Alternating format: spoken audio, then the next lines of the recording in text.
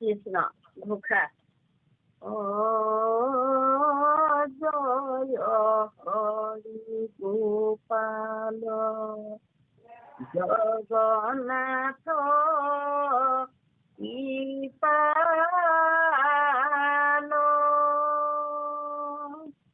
জয় হৰি গোপাল জগন্নাথ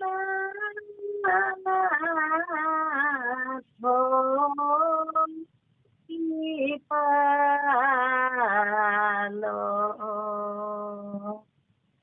পদ সাধু সাধু মহাৰাজ সাৰ্থক তোমাৰ কাজ যজ্ঞদানে ভক্তি ভাৱে সুখিলা আমাৰ পাৱে। কৃষ্ণ কৃষ্ণ অকণমান হৈছে বাৰু পুৰা সুৰটো হেৰি এনেকে চাবা সাধু সাধু মহাৰাজ সাৰ্থক তোমাৰ কাজ যজ্ঞদানে ভক্তি ভাৱে সুখিলাই আমাৰ পাৱে। কৃষ্ণ পৰাৱনু সবিতা জানিলো তোমাৰ কথা অতি মাথা পিবাৱত শুনা তাক পাইবা জৈত ৰজনী প্ৰভাতে বীৰ যাইবা সাগৰৰ তীৰ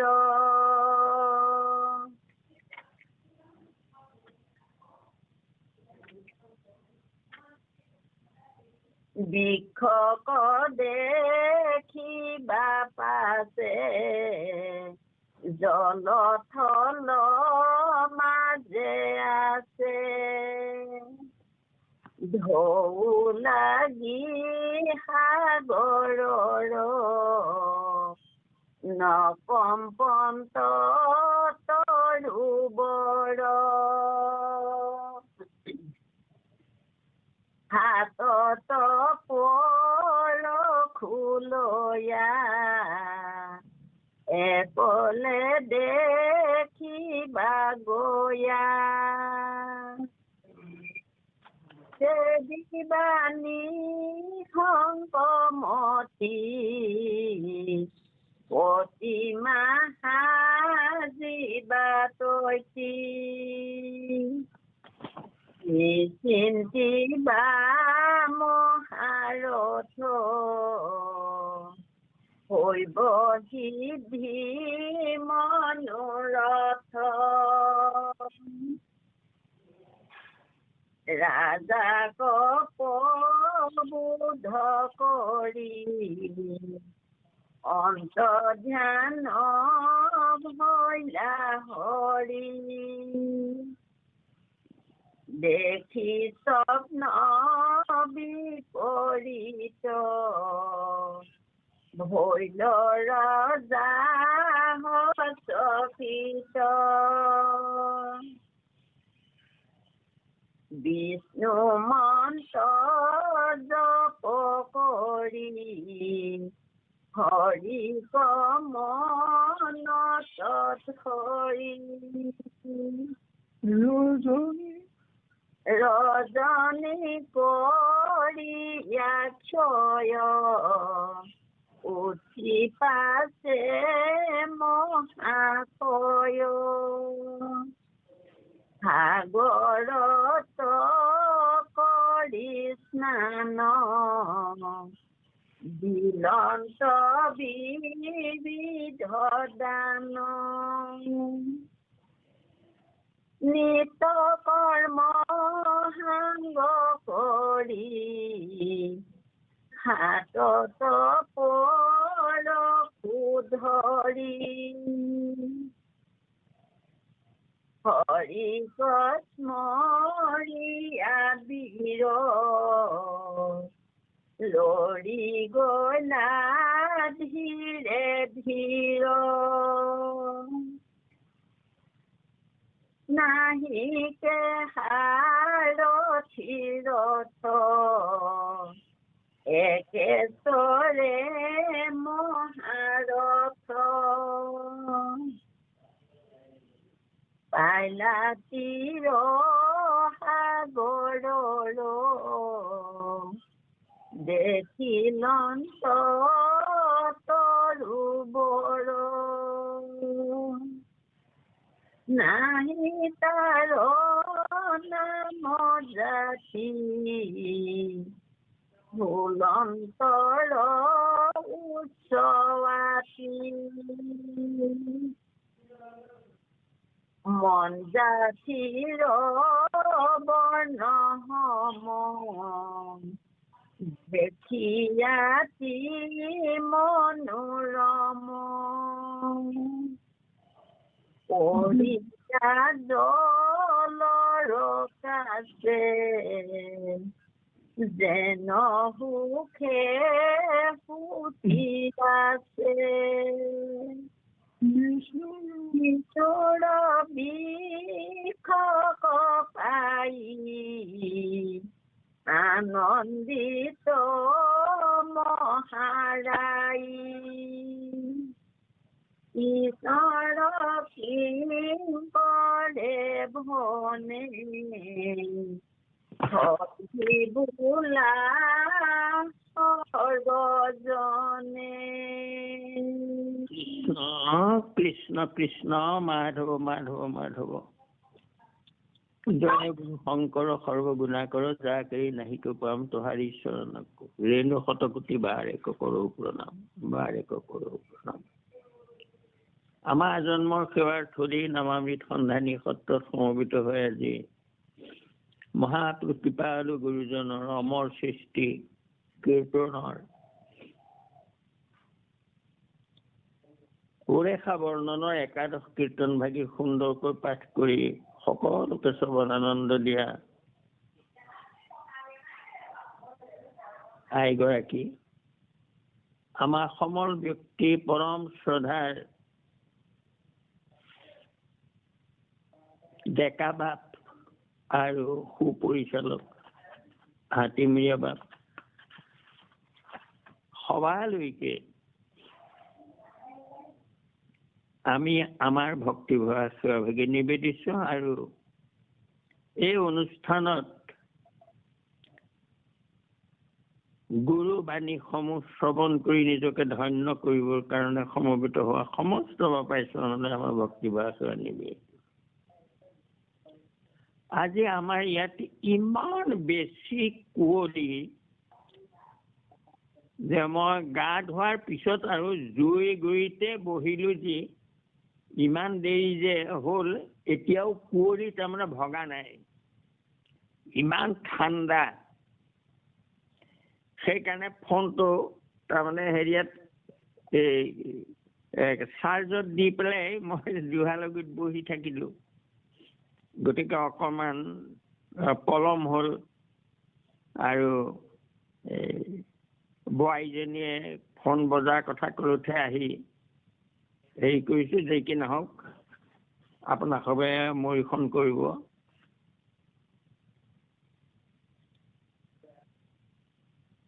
যোৱা অধ্যায়ত বহু পৰমাৰ্থিক তত্ত্বৰে সৈতে ইন্দ্ৰদ্যুম্ন ৰজাই প্ৰভু ভগৱন্তক স্তুতি কৰিছিলে আৰু কৰি তেওঁ শয়ন কৰিলে। ভূমিত শয়ন কৰিছে আৰু শয়ন কৰাৰ পিছত তেওঁ এক স্বপ্ন দেখাইছে। স্বপ্নত আহি ভগৱন্তই তেওঁক প্ৰশংসা কৰি কৈছে, জয় হৰি গোপাল জগন্নাথ কৃপাল। সাধু সাধু মহাৰাজ সাৰ্থক তোমাৰ কাজ, যজ্ঞদানে ভক্তি ভাৱে তুখিলা আমাৰ পাৱে। হে ৰাজন, তুমি মহা সাধু, তোমাৰ কাৰ্যও সৎ। তুমি অনেক যজ্ঞ দান কৰি ভক্তি ভাৱে মোক পূজা কৰিলা। কৰা অনুশৌচ বৃথা জানিলো তোমাৰ কথা। প্ৰতিমা থাপিবা ঐত, শুনা তাক পাৰিবা কৈত। তুমি অনুশোচনা ত্যাগ কৰা। মই তোমাৰ কথা বুজি পালো। প্ৰতিমা থাপিবলৈ মন কৰিছা, আৰু তুমি সেই প্ৰতিমা ক'ত পাবা সেই কথা মই তোমাক কওঁ। ৰজনী প্ৰভাতে বীৰ, যাইবা সাগৰৰ তীৰ। বৃক্ষক দেখিবা পাছে, জলস্থল মাজে আছে।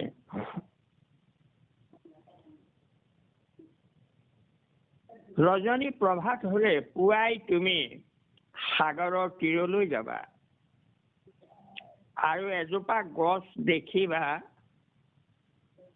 গছজোপা জল স্থল তাৰমানে দুয়োটা ভেদি আছে। অৰ্থাৎ এটুকুৰা জলত আছে আৰু ওপৰতো তাৰমানে স্থল ভাগ বোলে আছে। ঢৌ লাগি সাগৰৰ নকপন্ত তৰুবৰ, হাতত পৰশু লৈ একলে দেখিবাগৈ। সাগৰৰ ঢৌৱে ঢৌৱাই থাকিব, আৰু সেই তৰু নকপে, কিন্তু ঢৌত কম্পন নহয়। তুমি হাতত পৰশু লৈ অকলে যাবা, চেদিবা নিশংকমতি, প্ৰতিমা সাজিবা তৈতি। তুমি কোনো শংকা নকৰিবা, গছজোপা তুমি কাটিবা আৰু কাটি প্ৰতিমা তাতে সজাবা। নিশ্চিন্তিবা মহাৰথ, হৈব সিদ্ধি মনোৰথ। মনত কোনো চিন্তাই নকৰিবা, তোমাৰ মনোৰথ সিদ্ধি হব। তুমি যি হেঁপাহ কৰিছা, যি আশা কৰিছা, সেই আশা তোমাৰ পূৰ্ণ হব। কাৰণ তুমি মোক পূজা কৰিবৰ কাৰণে প্ৰতিমা থাপিবলৈ হেঁপাহ কৰিছা। ৰাজাক প্ৰবোধ কৰি অন্তৰ্ধান ভৈলা হৰি, দেখি স্বপ্ন বিপৰীত ভৈলা ৰাজা সচকিত। ৰাজাক এই উপদেশ দি ভগৱন্ত অন্তৰ্ধান হল। আৰু এই বিপৰীত স্বপ্ন, মই যে কৈছিলো ইয়াত স্বপ্নত দেখিলে, ৰজা আচৰিত হৈছে, সচকিত হৈছে, ভয় খাইছে। কি হৈছে? কোনে মোক আহি এনেকৈ কলেহি? বিষ্ণু মন্ত্ৰ জাপ কৰি হৰিক মনত ধৰি, ৰজনী কৰিয়া ক্ষয় উঠি পাছে মহাশয়। তে বিষ্ণু মন্ত্ৰ জাপ কৰিবলৈ ধৰিলে, হৰিক মনত ধ্যান কৰিলে, আৰু ৰাতিপুৱাৰ লগে লগে তেওঁ শোৱাৰ পৰা উঠিলে। সাগৰতো কৰি স্নান, দিলন্ত বিবিধ দান। নিত্য কৰ্ম সাঙ্গ কৰি হাতত পৰশু ধৰি, আৰু সাগৰত স্নান কৰিলে, কৰি তেওঁ বিবিধ দান দিলে ভকতক। আৰু নিত্য কৰ্ম সাঙ্গ কৰি, অৰ্থাৎ তেওঁৰ গুৰু সেৱা কৰি হাতত পৰশু ধৰি ললে, আৰু লৈ হৰিক স্মৰীয়া বীৰ লৰি গৈলা ধীৰে ধীৰ। নাহিকে সাৰথি ৰথ, একেশ্বৰে মহাৰথ। হৰিক স্মৰণ কৰি তেওঁ লাহে লাহে গুচি গ'ল। কোনো সাৰথিও নাই, ৰথো নাই, পদব্ৰজে গৈছে, একেশ্বৰে গৈছে, আন কোনো নাই লগত। পাইলা তীৰ সাগৰৰ দেখিলন্ত তৰুবৰ নাহি, তাৰ নাম জাতি থুলন্তৰ উচ্চ আদি। এজোপা সুন্দৰ গছ দেখা পালে গৈ, গছজোপাৰ নাম কি বুজি নাপায়। কোন জাতিৰ গছ, কি গছ তেওঁ চিনি পোৱা নাই। মঞ্জাথিৰ বৰ্ণ সম দেখি অতি মনোৰম। এইটো মঞ্জাথিৰ বুলি কওঁতে এটা ধাতু হ'ব দেই। মই এইটো কালিলৈহে কৈ দিম আপোনালোকক চাই পেলাই। মই আগতে জানিছিলো, পাহৰি থাকিলো। মঞ্জাথিৰ বৰ্ণ সম বুলি কওঁতে কি বুজাইছে এটা ধাতু হ'ব, মই কালিলৈ কৈ দিম বাৰু। পৰিয়া জলৰ কাছে যেন সুখে সুখী আছে। জলৰ মাজত পৰি যেন মহা সুখে নিদ্ৰা গৈহে আছে। গছজোপা দেখি তেনেকুৱা হৈছে। বিষ্ণুৰ বৃক্ষক পাই আনন্দিত মহাৰায়। এয়া বিষ্ণুৰ বৃক্ষ, অৰ্থাৎ বিষ্ণুৰ প্ৰতিমা সাজিব পৰা গছ। তেওঁ আনন্দ, মহা আনন্দ লাগিলে, কাৰণ স্বপ্নত ক'লেই এনেকুৱা গছ দেখিবা। আৰু তেওঁ বুজি পালে বিষ্ণুৰ বৃক্ষ এয়াই। কৃষ্ণৰ কিংকৰে ভনে হৰি হৰি বোলা, হৰি হৰি হৰি বোলা সৰ্বজনে। আৰু আমাক আমাৰ গুৰুজনে শেষত গৈ এটাই উপদেশ দিয়ে মাত্ৰ, হৰি বোলা সৰ্বজনে। ইন্দ্ৰদুম্ন ৰজাৰ দৰে ঈশ্বৰক পুজিবলৈ, ঈশ্বৰৰ নাম লবলৈ ইন্দ্ৰদুম্নৰ যেনেকুৱা হেঁপাহ, যেনেকুৱা শ্ৰদ্ধা, সেই শ্ৰদ্ধা আমাৰ ভকতৰ মনলৈ আহিব লাগে। শ্ৰদ্ধা বাৰণ লভতে জ্ঞানং তৎপৰুষংকেন্দ্ৰীয়। জ্ঞান লব্ধান পৰাৰ শান্তি স্থানং প্ৰাক্ষসি শ্বাসতম। তাৰ অৰ্থ হ'ল যে শ্ৰদ্ধা বাৰণ লভতে জ্ঞানম, যি শ্ৰদ্ধাযুক্ত হৈ পঢ়ে, মনন কৰে, বুজিবলৈ চেষ্টা কৰে, তেওঁ সজ জ্ঞান লাভ কৰিবই। শ্ৰদ্ধাবান লভতে জ্ঞানম। আৰু শ্ৰদ্ধা কৰি পঢ়িলেই নহব, তৎপৰুষংকেন্দ্ৰীয়। শ্ৰদ্ধা কৰি পেলাই, শ্ৰদ্ধা হৈছে পঢ়িবলৈ, পঢ়িবলৈ বহিছে বা পঢ়িছে, কিন্তু মুখেৰে পঢ়ি থাকোতে কাণে অন্য কিবা কথা শুনি আছে, তালে কাণখন গৈ আছে, চকুৱে কৰবালৈ গৈছে, মনটো তালৈ। গতিকে যি মুহূৰ্তত মানুহে যি কামেই কৰক, শ্ৰদ্ধাযুক্ত হৈ কৰিব লাগিব আৰু ইন্দ্ৰিয় সংযত কৰিব লাগিব। তাৰমানে কি ক'লে কথাটো, ইন্দ্ৰিয় সংযত কৰিব।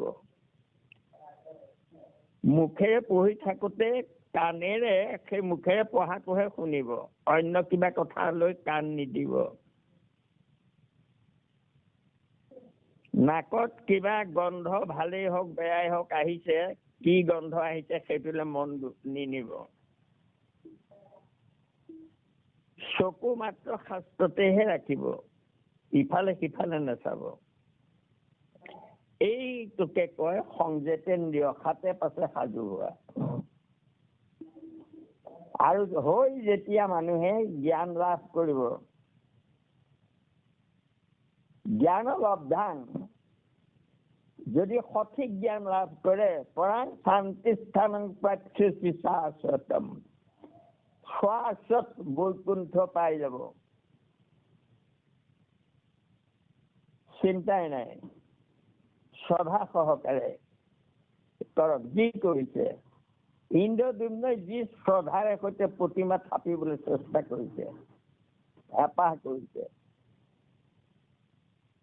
তেওঁ ফল প্ৰাপ্তি হৈ গল। সেই সময়ৰ যি ফল, আমি এতিয়া শ্ৰদ্ধা সহকাৰে ভক্তি মাৰ্গত আমি শৰণ ললো। আমি ভক্তি মাৰ্গত আমি পাবলগীয়া একোৱেই নাই দেখোন। পাবলৈ আৰু কি বাকী থাকিলে? স্বয়ং গুৰু দুজন আমাৰ মাজত বহি আছে, কৈ আছে, সকলো সংশয় আমাক নিৰাকৰণ কৰি দিলে। কোনো সংশয় আমাৰ মনলৈ থাকিব নালাগে আৰু নাই।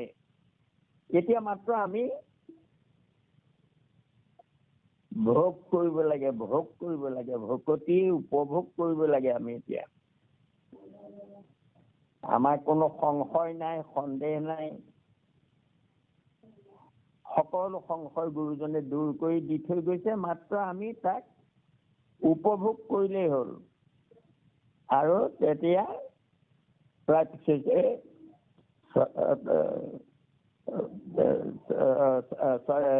শ্ৰদ্ধাবান লভতে জ্ঞানম তৎপৰসংগেন্দ্ৰিয় জ্ঞান লব্ধাং পৰাং শান্তি স্থান, পৰম শান্তিৰ স্থান বৈকুণ্ঠ পাই যাবগৈ।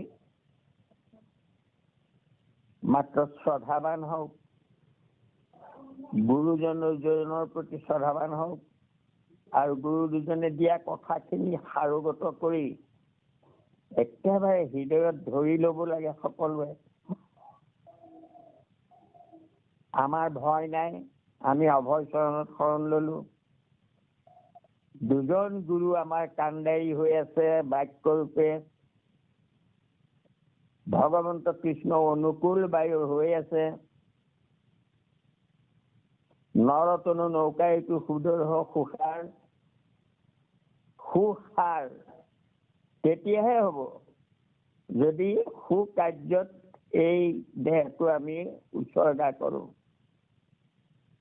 উপদেশদাতা গুৰু ইহাৰ কাণ্ডাৰী আছে, দুইজন গুৰুৱে উপদেশ দিয়ে আছে আমাক। আৰু গোসাঁই কৈছে মই অনুকূল বায়ু ভূঞা কৰো পাৰ। যদি মোক ভজে মই তেতিয়া অনুকূল বায়ু হৈ সেই পাল তৰা নাওখন ঠেলি দিম। কাণ্ডাৰী আছে, নৌকা আছে, আৰু অনুকূল বায়ু হৈ মই নিজে পাৰ কৰি দিম সাগৰ। মাত্ৰ আমি শ্ৰদ্ধাশীল হলেই হল। কৃষ্ণ যি কি নহওক, এইখিনি কবলৈ যাতে হব পৰা অপৰাধখিনি আপোনাক মৰিখন কৰিব। ইমান সুন্দৰ কথা, গুৰুৰ উপদেশ আমাৰ প্ৰতি আমি মাত্ৰ শ্ৰদ্ধাবান হৈ সেই জ্ঞানখিনি নিজৰ জীৱনত কোনো সন্দেহ নোহোৱাকৈ নিশংক মনে আমি পালন কৰি গৈ থাকিব লাগে। আমাৰ সংশয় মনলৈ আহিবই নালাগে, একো সংশয় নাই আমাৰ। দুয়োজন গুৰুৱে আমাক বাকি থোৱা নাই। কোনো সংশয় মনত, সন্দেহ মনত আনিবলৈ আমাৰ দৰকাৰ নাই আৰু। কৃষ্ণ হয়, এইখিনি কবলৈ যাতে হব পৰা অপৰাধখিনি মৰিখন কৰিব। কোটি কোটি ঘৰ অপৰাধতে কৰ মই দূৰ আখৰ হে মোক দাসৰ নামানি ক্ৰমে গতি পাব। শ্ৰীমন্ত শংকৰ হৰি ভকত জানা যেন কল্পতৰু তাহান্ত বিনাই নাই নাই নাই। আমাৰ পৰম গুৰু, আমাৰ পৰম গুৰু, আমাৰ পৰম গুৰু কৃষ্ণ মাধৱ মাধৱ।